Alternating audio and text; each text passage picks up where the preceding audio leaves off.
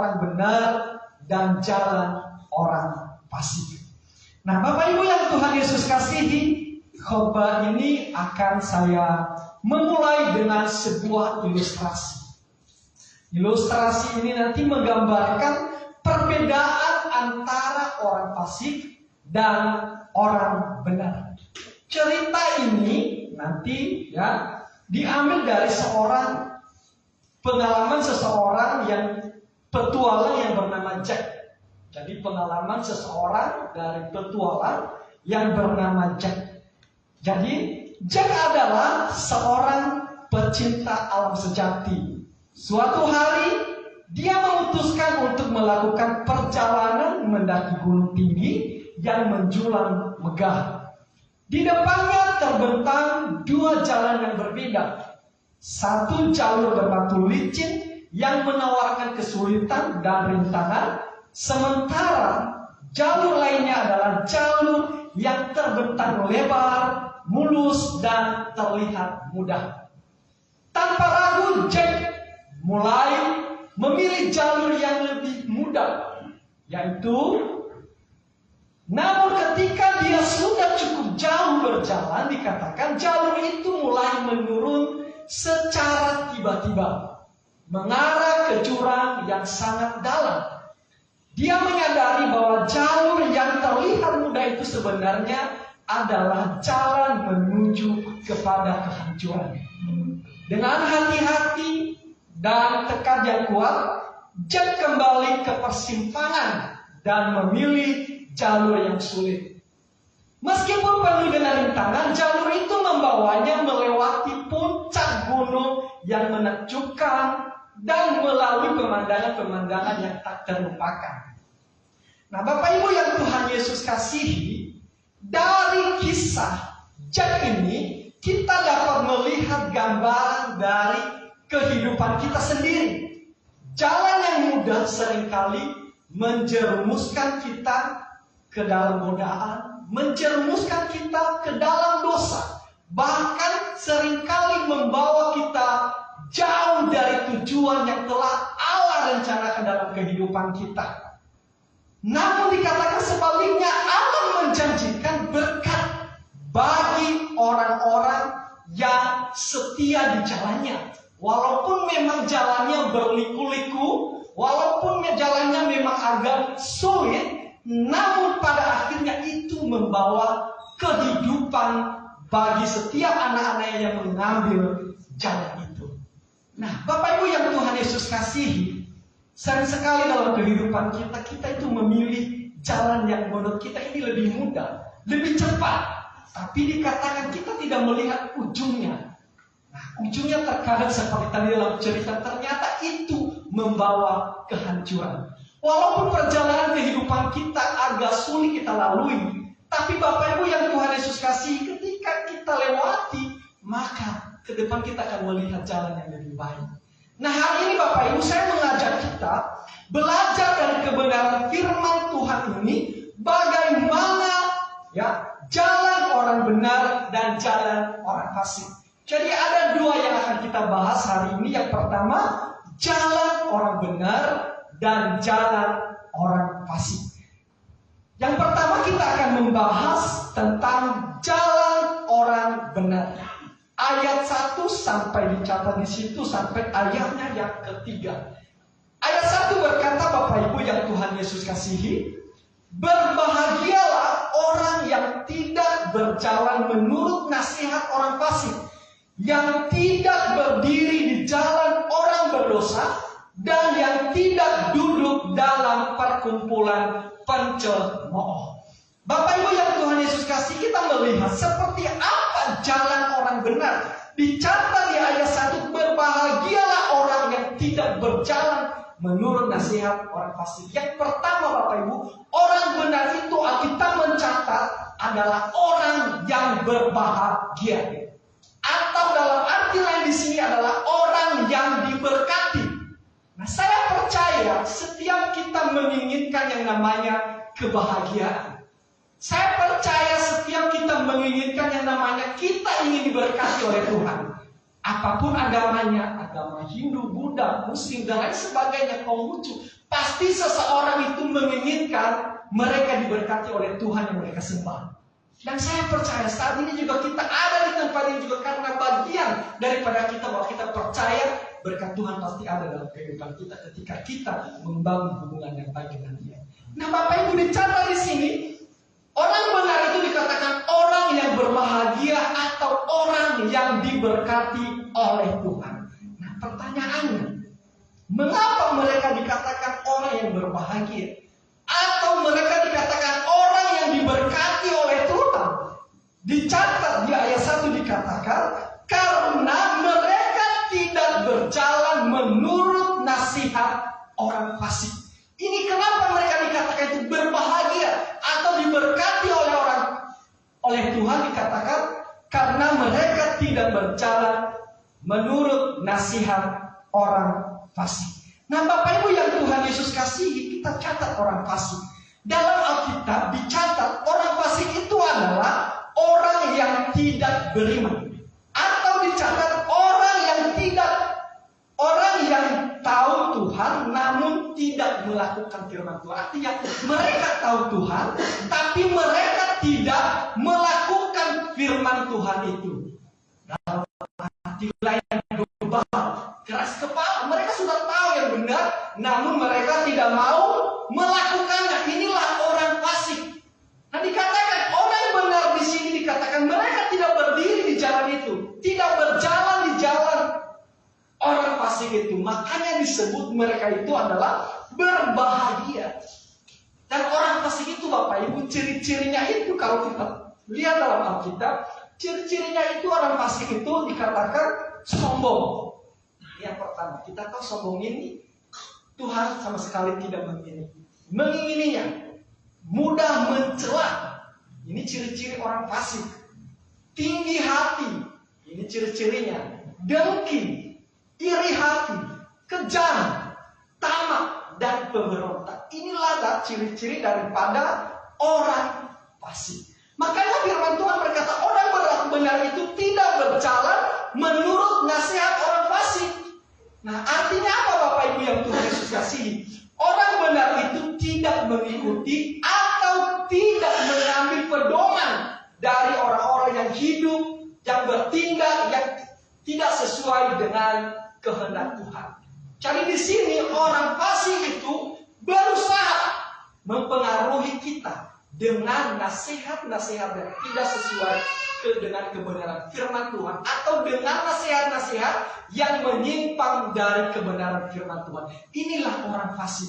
Tapi orang benar itu bisa membedakan. Itu sebabnya nanti pada akhirnya mereka tidak mau berjalan menurut nasihat mereka itu. Mereka tidak mau mendengarkan setiap nasihat-nasihat mereka itu karena nasihat mereka itu membawa kita ke dalam jalan kehancuran. Nah, ini yang pertama. Kayak dikatakan, kenapa dikatakan orang benar itu orang yang berbahagia? Yang pertama tadi, mereka tidak berjalan menurut nasihat orang fasik. Nah, yang kedua, mengapa dikatakan orang benar itu dikatakan orang berbahagia atau orang yang diberkati oleh Tuhan? Dikatakan karena mereka tidak berdiri di jalan orang berdosa. Mereka tidak berdiri di jalan orang berdosa. Artinya apa Bapak Ibu yang Tuhan Yesus kasihi? Artinya adalah tidak berada atau terlibat dalam aktivitas atau situasi yang mengarah pada perilaku dosa yang itu melanggar firman Allah. Berdiri di jalan orang berdosa bisa digambarkan ikut serta atau mendukung kehidupan, kebiasaan mereka itu yang bertentangan dengan kebenaran firman Allah. Itu yang dikatakan dengan berdiri di jalan orang berdosa. Orang benar itu jika ya, maka hendak kamu katakan ya. Jika tidak, hendak kamu katakan tidak. Selain daripada itu dikatakan berasal daripada si jahat. Nah, Bapak Ibu yang Tuhan Yesus kasih, sering sekali dalam kehidupan kita ikut berdiri dalam jalan orang berdosa. Tapi orang-orang benar mereka tidak ikut. Misalkan ketika ada suatu perkara, maka seberapapun kamu berikan dia, kamu sogok. Tapi dia tidak mau. Karena dia tetap berdiri di jalan yang benar. Itulah orang benar. Biasanya orang benar itu terkadang tidak disukai oleh orang-orang yang tidak benar. Karena itu menghalang mereka. Nah, itu orang benar. Nah, Bapak Ibu yang Tuhan Yesus kasihi, itu sebabnya makanya mereka itu dikatakan berbahagia atau diberkati oleh Tuhan. Karena mereka tidak berdiri di jalan orang berdosa. Berikutnya, mengapa mereka masih seputar orang benar ya Bapak Ibu? Dikatakan mengapa mereka berbahagia orang benar itu atau diberkati oleh Tuhan? Dikatakan karena tidak duduk dalam perkumpulan pencemooh. Mereka tidak duduk dalam perkumpulan pencemooh. Bapak Ibu yang Tuhan Yesus kasihi, pencemooh itu adalah orang yang menghina atau berkata buruk tentang sesamanya. Ini pencemooh. Nah, Amsal mencatat ini. Amsal 11 ayat 12 dikatakan, siapa menghina sesamanya tidak berakal budi, tetapi orang yang pandang orang lain. Nah, firman Tuhan berkata, siapa menghina sesamanya tidak berakal budi. Nah, Bapak Ibu yang Tuhan Yesus kasih, dikatakan, kenapa mereka dikatakan berbahagia? Karena tidak duduk dalam perkumpulan pencemooh. Artinya apa? Mereka tidak menghabiskan waktu mereka atau pergaulan mereka di tengah-tengah pencemooh yang seperti itu. Mereka tidak mau. Mereka justru menjauh dari perkumpulan itu. Nah, Bapak Ibu yang Tuhan Yesus kasih, saya tidak tahu apakah Bapak Ibu pernah berada di tengah-tengah yang perkumpulan itu. Anggap aja perkumpulan pencemooh. Pencemooh ini tadi yang suka menghina orang lain, yang suka membicarakan orang lain, mengatakan kepada orang lain yang enggak. Tapi kalau orang benar Bapak Ibu, kalau dia ada di tengah-tengah itu, dia risih. Dia merasa terganggu. Apaan ini? Bicara apa ini? Itu kalau orang benar. Tapi kalau sesama pencemooh, mereka itu selama apapun nanggung terus. Kenapa? Karena ini komunitasnya gitu loh. Nah, jadi perlu nih, kalau udah komunitasnya kita senang. Tapi dikatakan orang benar mereka tidak duduk di dalam perkumpulan orang pencemooh. Artinya apa? Mereka tidak meluangkan waktu mereka di situ. Kenapa? Karena itu hanya membuang waktu mereka. Nah, makanya tidak gitu. Jadi mereka disebut berbahagia. Jadi Bapak Ibu, kalau kita mau disebut orang yang berbahagia, orang yang diberkati oleh Tuhan, jangan duduk dalam perkumpulan pencemooh. Kenapa? Itu akan kalau kita duduk dalam perkumpulan pencemooh, Bapak Ibu dan Tuhan, itu akan memancing. Lama-lama juga kita juga nyamuk. Nah, makanya perlu diantisipasi ini. Jangan sampai kita berada di perkumpulan itu. Karena itu tidak mengganggu kerohanian kita. Nah, berikutnya Bapak Ibu yang Tuhan Yesus kasihi, mengapa orang benar itu disebut berbahagia atau mereka diberkati oleh Tuhan?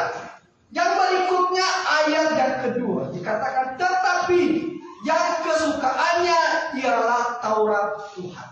Bapak Ibu, orang benar itu menyukai Taurat Tuhan. Taurat Tuhan atau Taurat berasal dari bahasa Ibrani yang artinya secara harfiah Bapak Ibu dikatakan ajaran atau petunjuk. Nah, Taurat Tuhan itu dikatakan sama dengan Alkitab atau kalau dicatatnya perjanjian lama itu Taurat Tuhan. Nah, Bapak Ibu yang Tuhan Yesus Kristus katakan, Taurat itu adalah pedoman, petunjuk, ajaran. Nah, orang yang benar mereka belajar dari pedoman itu. Mereka belajar dari petunjuk itu. Mereka mempelajarinya, mereka menyukai dan itu mereka terapkan dalam kehidupan mereka. Kita tahu bahwa Alkitab ini tidak mengajarkan kita ke jalan yang salah. Alkitab mengajarkan kita ke jalan yang benar, ke jalan yang Tuhan kehendaki. Ketika kita berpedoman, hidup kita berpedoman dengan Alkitab, percayalah hidup kita pasti akan bahagia. Karena kebahagiaan yang sejati hanya kita temukan di dalam Yesus Kristus. Di luar itu kita tidak bisa menemukan kebahagiaan yang sejati. Mungkin kita bisa bahagia sebentar, tapi kebahagiaan sejati kita tidak akan menemukan. Nah, orang benar dikatakan menyukai Taurat Tuhan. Dia suka. Tapi kalau orang tidak benar, Bapak Ibu, berbeda sebaliknya. Ketika kita bicara tentang Tuhan, maka dia menjauh dari kita. Aduh, ini bukan komunitasku dia kan? Dia menjauh, ini bukan komunitas saya. Dia memisahkan diri. Tapi kalau orang benar, ketika dia melihat komunitas itu, komunitas yang membangun, berbicara tentang kerajaan surga atau berbicara tentang hal-hal yang baik, maka dia masuk di situ. Bagus, kenapa? Karena ini mengubah hidupnya. Nah, Bapak Ibu yang Tuhan Yesus kasih, kami juga ada yang namanya komunitas pria sejati. Namanya komunitas pria sejati atau FGB MFI. Nah, di sini kumpulan pria-pria semua. Kalau datang wanita, nggak ada wanita satupun. Namanya juga perkumpulan pria sejati. Nah, yang dibahas apa? Mereka menyaksikan kehidupan mereka. Bagaimana Tuhan mengubah hidup mereka. Bagaimana mereka kembali ke jalan Tuhan. Ini yang dibicarakan di sana. Mereka bicarakan tentang apa yang Tuhan katakan kepada kita lewat Alkitab itu sendiri. Jadi ini membangun. Komunitas-komunitas yang penting perlu kita bangun. Tapi kalau komunitas itu membawa kehancuran, membawa permusuhan, membawa pertentangan antara satu dengan yang lain, hati-hati, jangan teruskan perkumpulan itu. Karena itu akan membawa kita ke dalam kehancuran. Nah, Bapak Ibu yang Tuhan Yesus kasih, ini kenapa dikatakan mereka orang berbahagia atau orang yang diberkati oleh Tuhan. Dan berikutnya yaitu yang merenungkan Taurat itu siang dan malam. Orang benar itu suka merenungkan. Taurat itu dikatakan siang dan malam. Artinya apa? Mereka menunjukkan kesetiaan mereka di dalam ajaran-ajaran yang benar. Nah, Bapak Ibu yang Tuhan Yesus kasihi, mungkin Bapak Ibu berkata, bagaimana merenungkan siang dan malam? Berarti kalau begitu kita tidak ada waktu untuk bekerja. Kita tidak ada waktu untuk tidur siang dan malam kan? Kita harus merenungkan firman siang dan malam. Nah, bukan berarti kita tidak mau bekerja Bapak Ibu. Hanya renungkan aja siang dan malam. Itu kerja kita, mempelajari Alkitab saja. Tidak Bapak Ibu, kan seperti itu artinya. Nah, Bapak Ibu pernah melihat sebuah kerbau? Pernah. Seekor kerbau, pernah lihat? Pernah ya, di Nias dulu ada. Ada juga di Nias dulu ada di daerah arah Labu Maru ya di sana ya. Pantai apa itu sih? Pasti ada yang tahu daerah Labu Maru itu ada pantai di situ. Pantai nggak tahu pantai. Nah, biasanya di situ ada kerbau. Ada ya? Pernah lihat kerbau? Biasanya pengembala kerbau itu Bapak Ibu, ketika kerbaunya lapar, maka mereka akan membawa kerbau itu ya, di mana yang ada rumput banyak, mereka ke sana. Nah, lalu kerbaunya makan sepanjang hari, makan terus. Setelah itu dibalikin lagi ke kandang. Nah, pernah lihat kerbau sepanjang hari dia sudah dibawa ke rumput yang banyak, dia makan, lalu tiba-tiba dikembalikan lagi ke kandang. Pernah nggak lihat dia makan lagi nggak? Makan ngunyah-ngunyah kan? Dia tetap ngunyah-ngunyah juga kan? Padahal nggak ada makanan di depannya. Apa? Makanan yang dikerjakan di siang hari tadi, dia saring lagi, dia makan lagi. Artinya dia menyimpan. Nah, apa yang mau saya ajarkan kepada kita di sini? Yang mau saya ajarkan kepada kita, firman yang telah kita dengar ketika kita konsel, ketika kita ibadah, ketika kita ikut persekutuan doa semalaman, renungkan kembali. Renungkan kembali itu. Oh, firman ini apa? Jangan lewat begitu saja. Nah, pahami kembali, baca ulang. Jangan telan mentah-mentah. Karena ada juga sekarang firman yang disampaikan itu adalah firman yang memang dia menyimpang dari kebenaran firman Tuhan.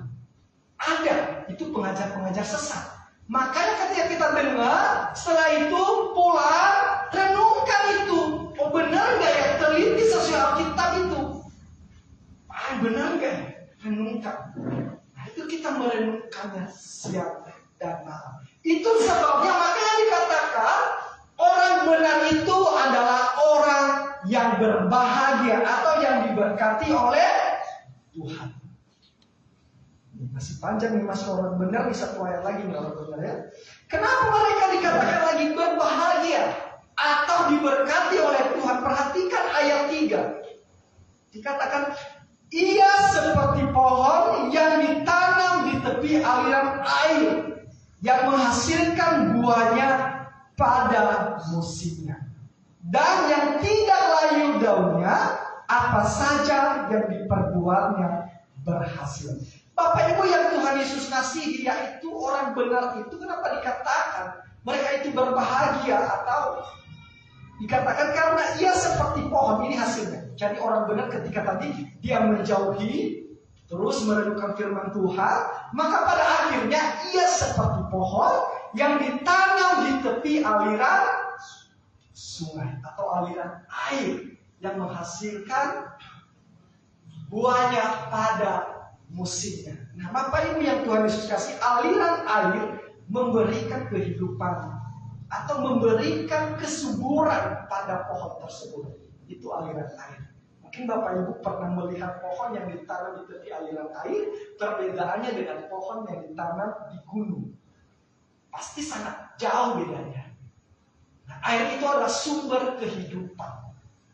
Jadi ketika dia berada dekat sumbernya, maka pohon itu akan menghasilkan buah yang baik. Begitu juga kita dengan Tuhan sebaliknya. Makanya dikatakan nanti di ayat berikutnya, apa saja yang diperbuatnya berhasil. Air itu tadi sumber kehidupan. Ketika kita dekat dengan sumber, yaitu kepada Tuhan, membangun komunitas yang baik dengan Tuhan, mendekatkan diri dengan Tuhan, maka pada saat itu dikatakan kita akan berbuah banyak. Kalau pohon berbuah menghasilkan buah, tergantung pohonnya. Tapi kalau pohonnya buah manggis, ya mungkin manggis nggak mungkin. Dia menghasilkan buah nanas. Artinya sesuai dengan yang ditanam. Nah, kalau kita buah apa yang akan kita hasilkan? Sebagai orang percaya, ketika kita dekat dengan pohon atau sumber kehidupan, dengan air atau sumber kehidupan atau Allah itu sendiri, buah apa yang akan kita hasilkan? Nah, Bapak Ibu, buah-buah kebaikanlah yang akan kita hasilkan. Apa saja itu? Yaitu kasih, sukacita, damai sejahtera, kebaikan, kesabaran. Kita akan menghasilkan buah-buah ini. Dan terakhir dikatakan, apa saja yang diperbuatnya berhasil. Nah, kenapa? Apa saja yang diperbuatnya berhasil? Secara kalau kita mikir-mikir, berarti kalau dia perbuat yang tidak benar, berarti berhasil. Apa saja yang diperbuatnya berhasil.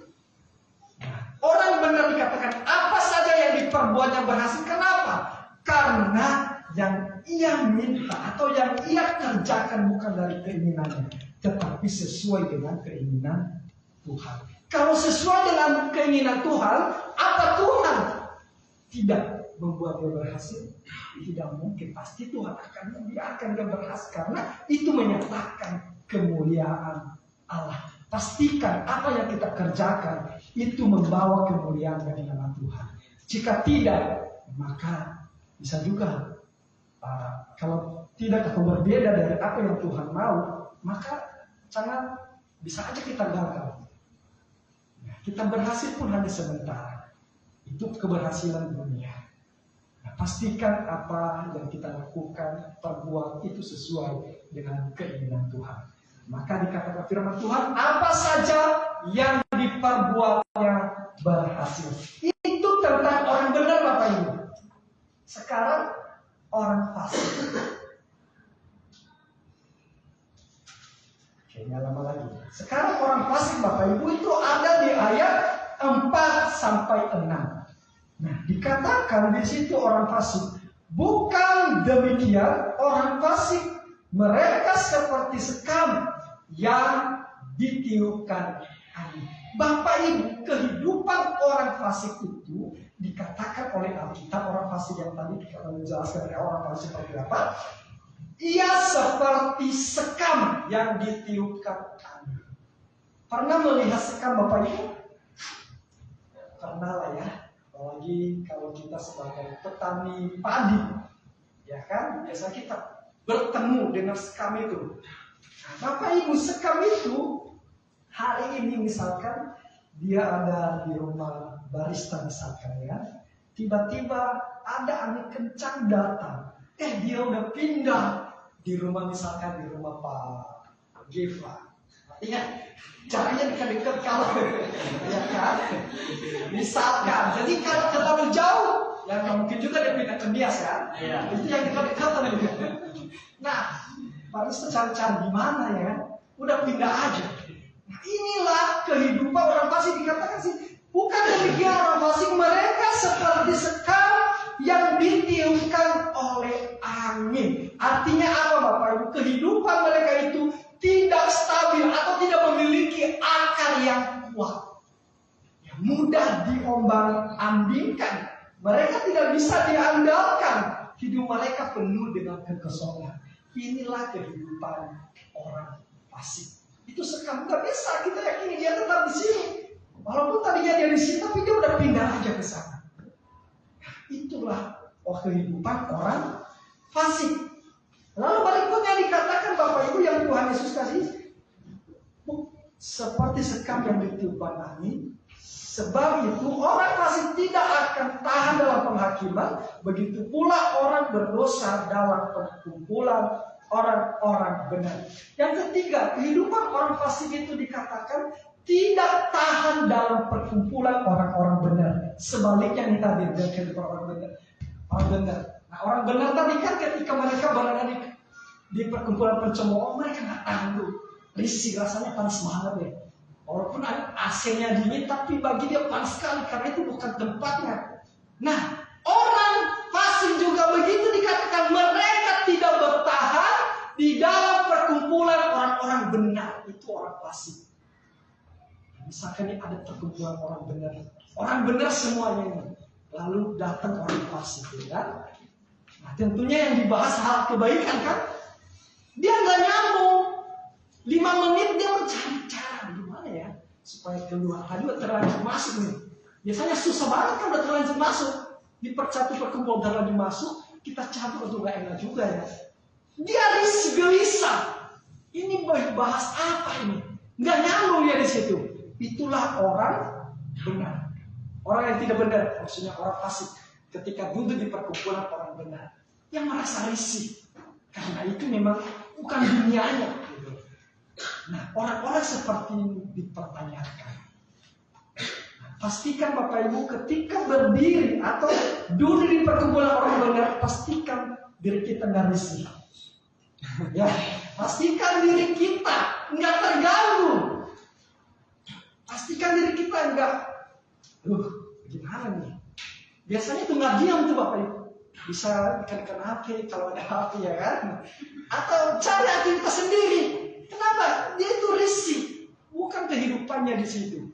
Tapi kalau sesama orang benar, nyamannya rasanya ada damai sejahtera di situ.